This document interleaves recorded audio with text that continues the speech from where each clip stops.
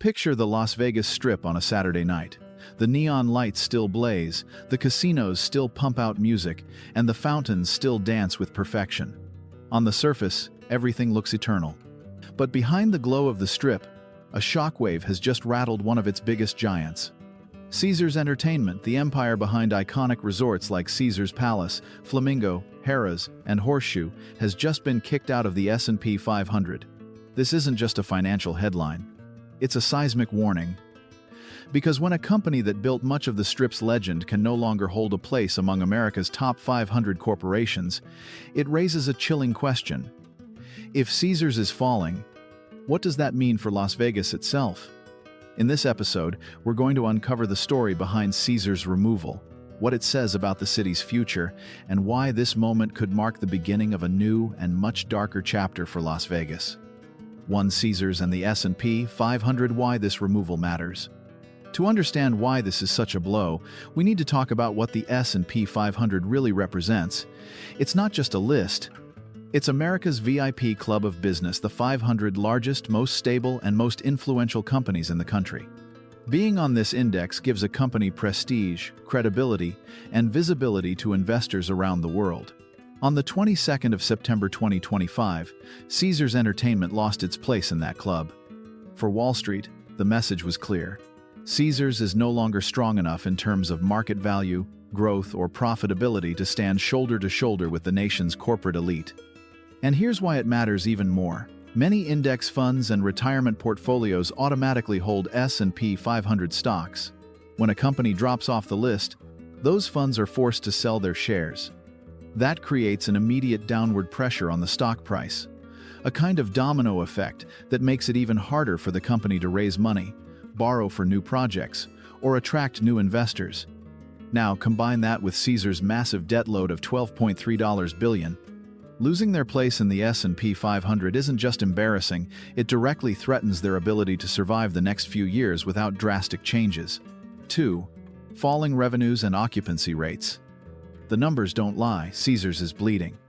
In the second quarter of 2025, revenues from their Las Vegas operations fell 3.7% compared to last year. At first glance, that might not sound catastrophic, but for a company this massive, it translates into tens of millions of dollars in lost income. And it doesn't stop there. Caesars is also selling fewer rooms. Occupancy dropped by about 2 percentage points. That may seem small, but in the hotel industry, every fraction matters. Across Caesars' vast empire of rooms, it meant about 27,000 fewer room nights sold in just one quarter. Imagine entire towers of hotel rooms, sitting dark, generating zero income not just from lodging, but also from dining, shows, and gambling those guests would have brought. For a company whose business model relies on the steady flow of tourists filling every corner of its properties, these declines are more than red flags, they're alarms. The Strip thrives on the illusion of non-stop demand. Empty rooms shatter that illusion and reveal a deeper truth. Las Vegas is struggling to attract and keep visitors at the same pace it once did. And while Caesars' numbers are among the worst, they're not alone. The question now is whether this is a Caesars problem or a Vegas problem that threatens the entire city's economy. 3 hidden fees, and the value problem in Las Vegas. For decades, Las Vegas built its reputation on being the ultimate value destination: cheap rooms, affordable buffets, and endless entertainment. The idea was simple: keep prices low so visitors would spend big at the tables, shows, and bars. But today, that image is shattered.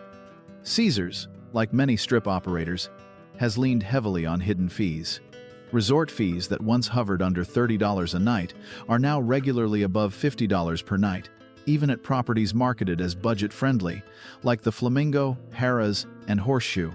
That means a guest who books a $100 room could easily pay 50% more once fees are added. Then come the parking charges, food and beverage markups, and dynamic pricing that can make a simple weekend stay cost more than luxury hotels in other major cities. Visitors increasingly feel nickel and dimed at every turn. What used to be the land of $4.99 prime rib buffets is now the land of $25 cocktails and $60 resort fees. And guests are noticing. Many say the Strip no longer delivers the sense of value that made it unique. Instead of stretching their budgets in Vegas, travelers are cutting trips short, visiting less often, or avoiding the city altogether. This is the heart of Caesars' problem, and Vegas's problem too.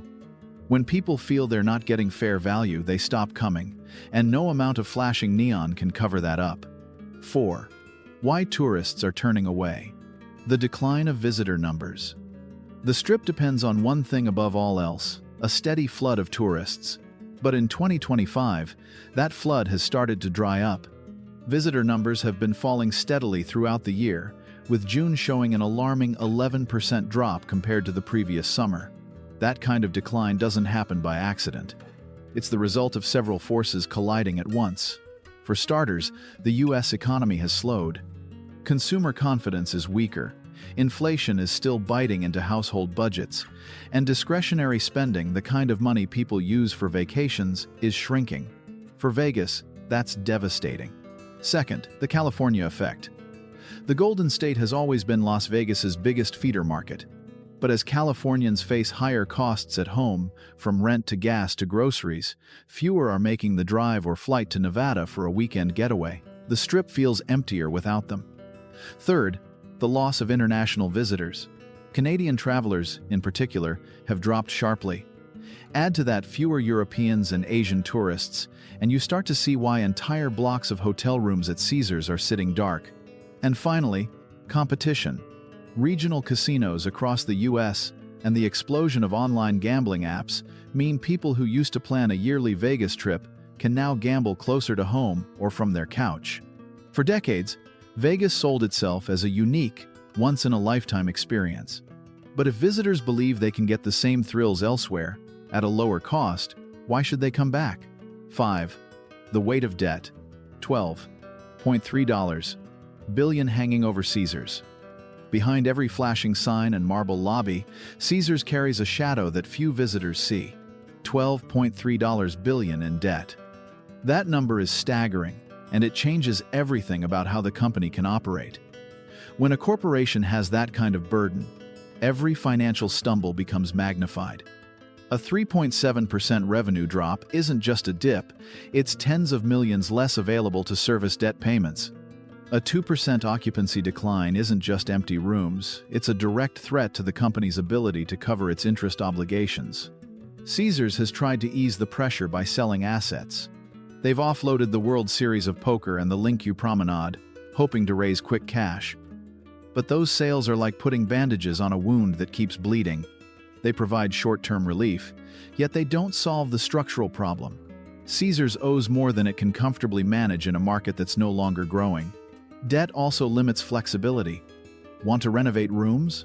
Launch a new attraction? Expand to another market? Those require capital, and with credit ratings slipping and stock prices down more than 50% over 2 years, raising money becomes harder and more expensive. For a company built on the idea of bigger, flashier, more extravagant, debt is now the cage that holds Caesars back. And when a giant like Caesars is trapped, the whole Strip begins to feel smaller. 6. Competition.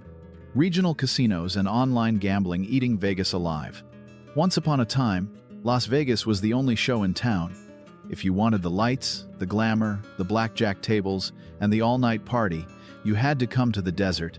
But that monopoly is gone, and Caesars is paying the price. Across the United States, regional casinos have exploded. From tribal casinos in California to sprawling resorts in states like Oklahoma, Florida, and Pennsylvania, millions of gamblers no longer need to make the pilgrimage to Vegas. They can drive a few hours and get nearly the same experience without the resort fees, without the overpriced flights, and without the endless nickel and diming. And then there's the digital revolution. Online gambling and sports betting apps have changed the game entirely. With a smartphone, players can bet on NFL games, spin digital slot machines, or play poker from their couch.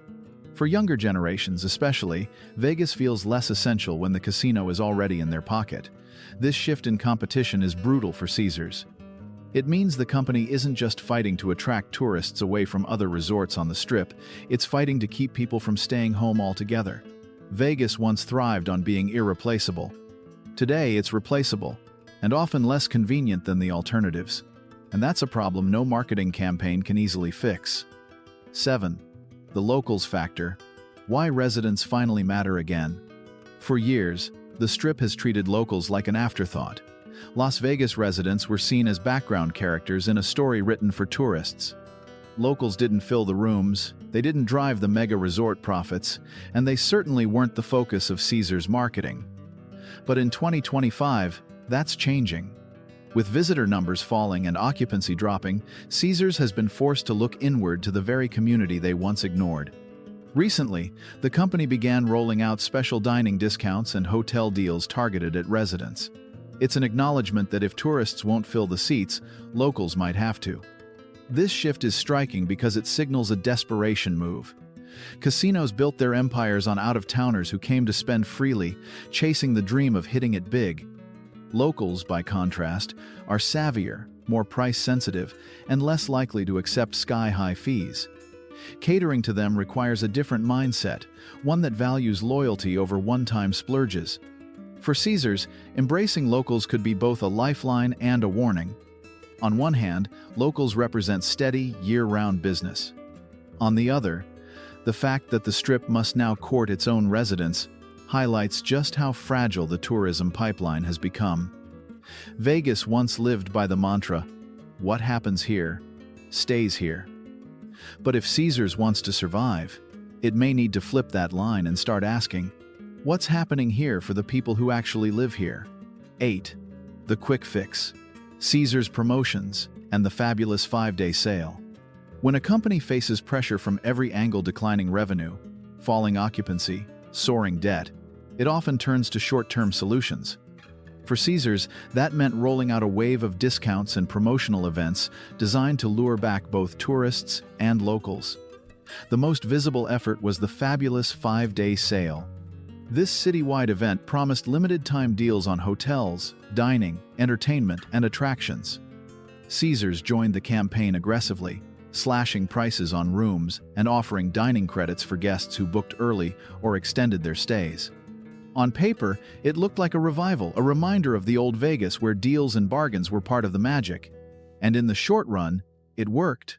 Caesars saw a temporary bump in bookings, and social media lit up with travelers showing off the discounts they scored. For a moment, the Strip felt alive again. But here's the problem. Sales like this can't disguise the deeper cracks. Once the 5 days are over, the fees creep back in, the prices rise again, and visitors are reminded why they left in the first place. Unless promotions become consistent, long-term strategies rather than quick fixes, they risk being nothing more than band-aids on a wound that needs surgery. Caesar's gamble on discounts reveals the bigger truth. The company is trying to buy time. The real question is whether time is enough to rebuild trust and value in a city that many feel has already priced itself out of reach. 9. The future outlook. Can Caesars survive beyond 2025? Caesars leadership insists that the storm will pass. They point to a strong group calendar for late 2025 and 2026 big conventions, trade shows, and sporting events scheduled to bring thousands of visitors back to the Strip. In theory, these large-scale gatherings could stabilize occupancy and revenues, giving Caesars the breathing room it desperately needs.